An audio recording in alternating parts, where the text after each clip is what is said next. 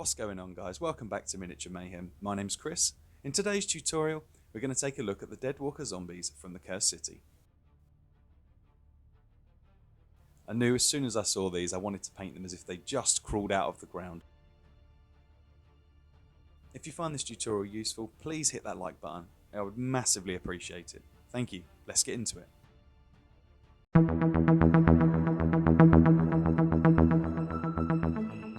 So the first thing we're going to do is apply some texture paint, the same as we did on the base, but apply this to the area on the zombie's back that's been ripped out of the ground. In my case, I'm using Vallejo Earth texture. This stuff is absolutely fantastic and comes in enormous pots. Literally lasts you armies at a time.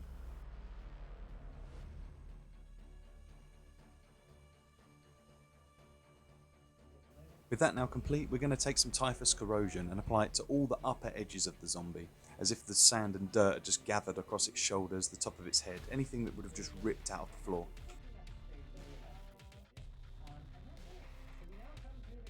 For all of these texture steps, don't forget to use a battered old brush. The last thing you want to do is ruin one of your good ones. You don't have to be too careful here, just apply it any way you think it would be relevant. The next thing I decided to apply was a Grelin Earth. I've applied this to all of the lower portions of the zombie, areas that I thought might be slightly muddier and wetter from being underground.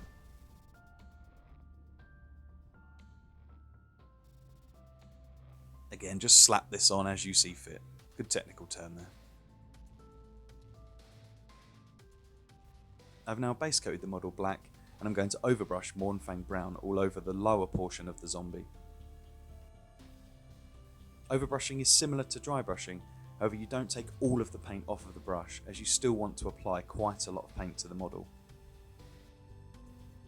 As you can see, this will still leave the recesses dark, but apply quite a nice coat of the main base paint. I'm now applying a second, still quite heavy coat of Xandri Dust.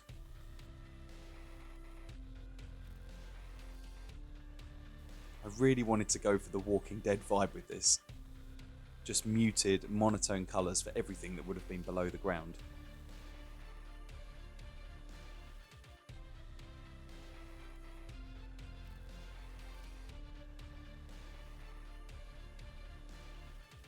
I'm keeping the basing for my Cursed City nice and simple, so for me I'm just base coating it in Dawnstone and applying the same on the portion of the zombie's back that would have been in the floor.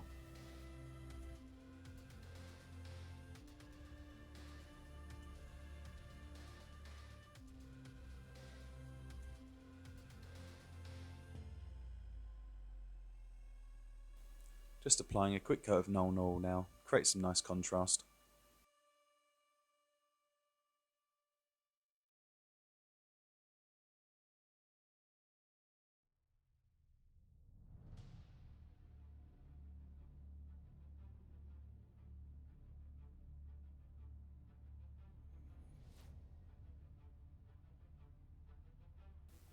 And now using Longbeard Grey, just doing a nice light dry brush across the base and across the zombie's back.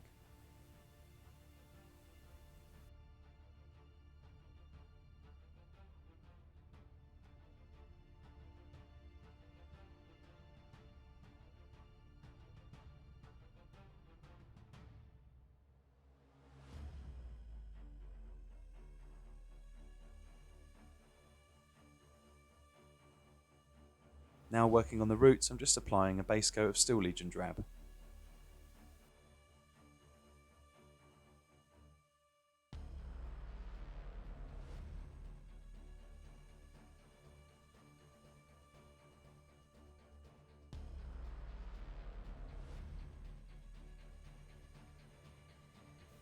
While I had Steel Legion Drab on the palette, I decided to go ahead and paint the rims of the bases.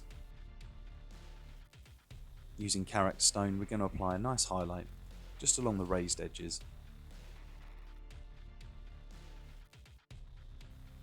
I still want to keep everything below the Tombstone monotone, so we're still staying in the same sort of colour spectrum.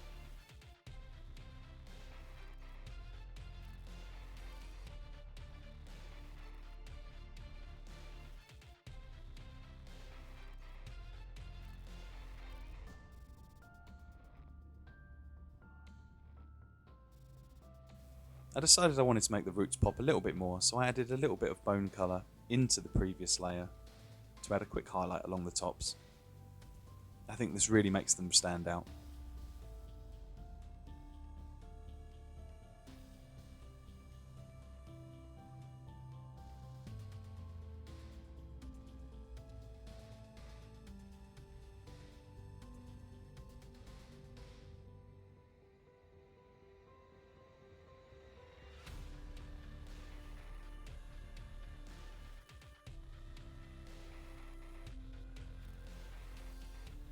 Now we're giving all the tree stumps a base coat of Mornfang brown.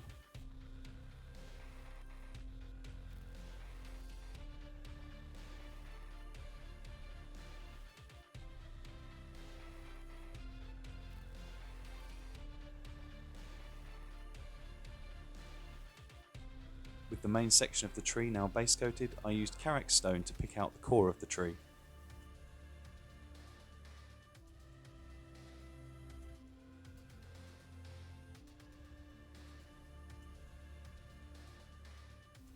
All of the tree portions were given a wash of Agrax Earthshade. Try not to let this pool anywhere.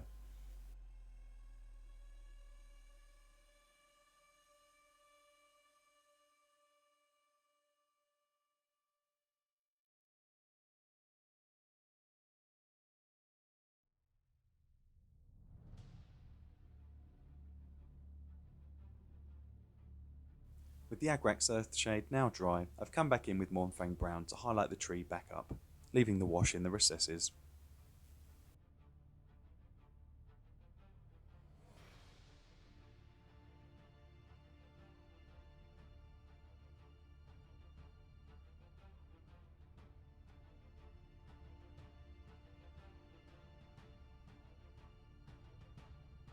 Now take your previous mix of Karak stone and Witchfresh that you used for the roots and highlight the core of the tree.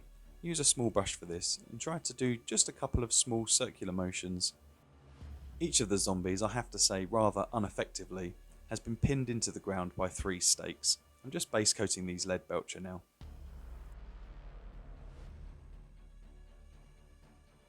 Whoever buried these guys has obviously not seen enough zombie movies to know that you have to sever the brainstem. Rookie error.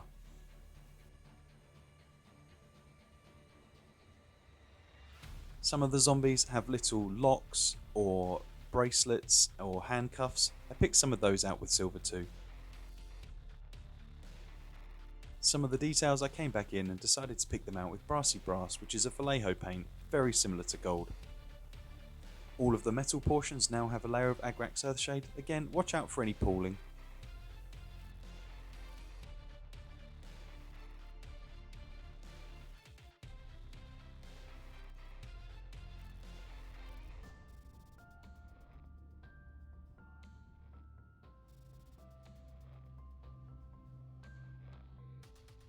With the Agrax Earthshade now dry, I'm highlighting the metal with Ironbreaker.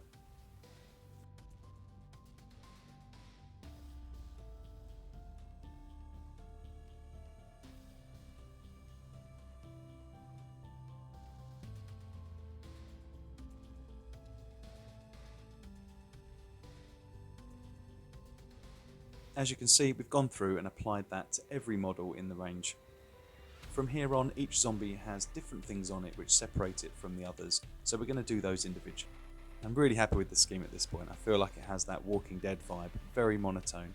But now we're going to come in and add some colour. First thing we're going to add colour to is the tombstones and the roof of this little icon. For this, we're using an all-over base coat of Incubi Darkness. Try and use a couple of thin layers for this to really build it up, because it does go on quite dark.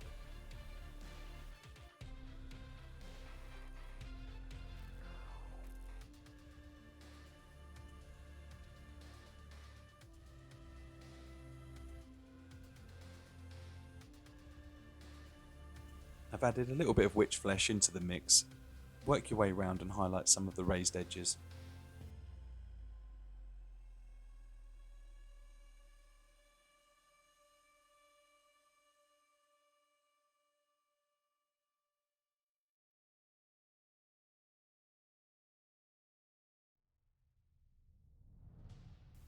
I've added a few little scratches along the back of the tombstone. This stuff is absolutely the secret sauce. It's Lamian medium mixed with a dollop of Mournfang brown. It's absolutely fantastic for buildings and for adding weathering and streaking. I'm going to apply this to the tombstone. I've mixed up a big pot of this because I use it all the time, especially for terrain. Once that's dry, we're going to go in and pick the grass out with Caliban green. Excuse the weird angles, some of these are quite hard to reach.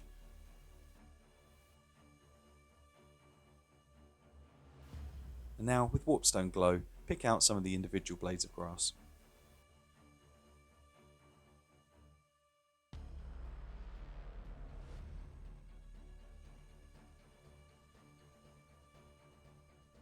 With the grass now done, I decided to base coat all of the roses Naggaroth Night for some nice purple Shyish roses.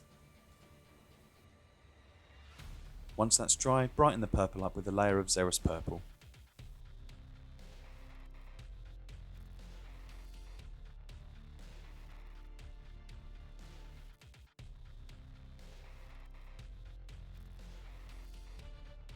I wanted to add a little hint of red to these, so I decided to put some Caribou Crimson into the roses. I thought maybe it'd be cool to have them wicking up some blood from the ground below.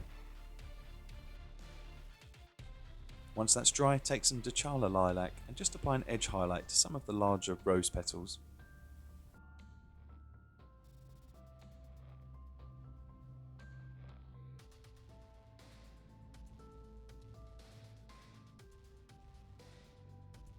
For the candles, I decided to go nice and vibrant with a layer of Mephiston Red. I really want everything above the ground to pop, so it's worth doing a few extra steps.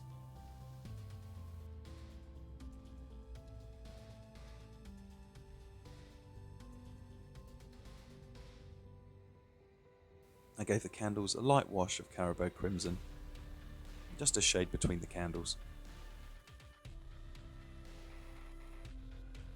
With that now dry, highlight some of the fresh wax with Wild Rider Red.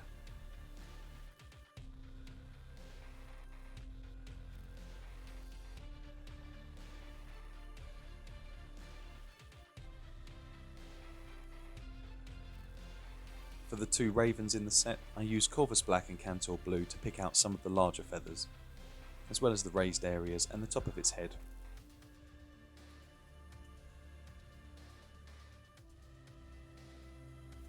I then gave this a really light dry brush of Dawnstone.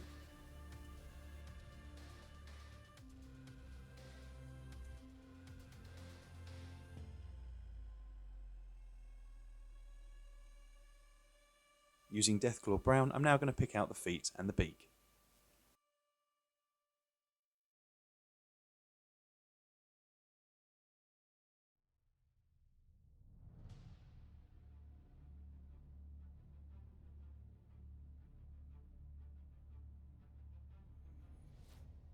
The raven is holding a worm in its beak, which I base coated with Squid Pink.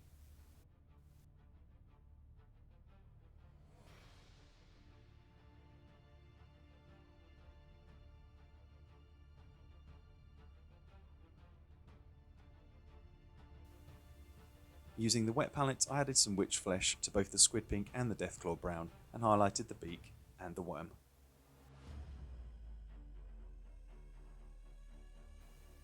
With that, the raven is now complete.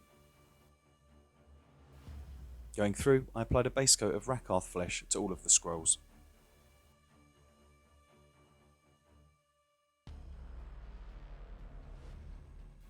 After this, I added a layer of Screaming Skull.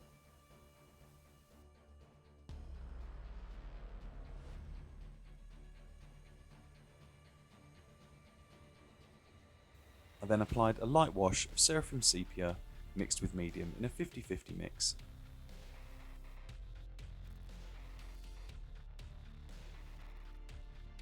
Once this is dry, I took Pallid Witch Flesh and highlighted all of the edges and put some scratches across the page.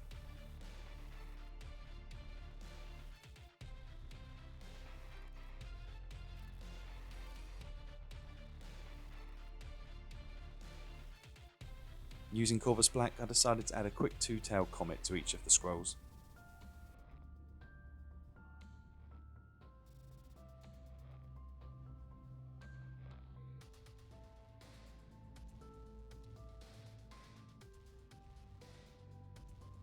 And with that done, your zombies are now complete. If you like this tutorial, don't forget to like and subscribe. See you in the next video.